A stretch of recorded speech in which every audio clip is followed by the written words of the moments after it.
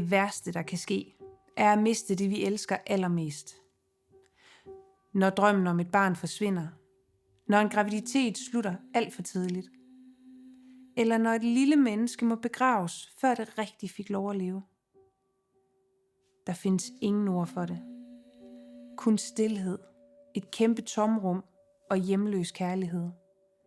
Men du er ikke alene, for når det føles helt uoverskueligt, så har du brug for et menneske, der tør være der sammen med dig. Hos Midt i Stormen møder jeg dig præcis der, hvor du er. Jeg hjælper dig med at bære sorgen, så den med tiden bliver til at leve med. Også selvom det virker helt umuligt lige nu. Jeg hedder Jeanette Bak Andersen, og jeg har skabt virksomheden Midt i Stormen, hvor jeg griber forældre og deres pårørende, når sorgen rammer. Så du aldrig skal stå alene midt i stormen.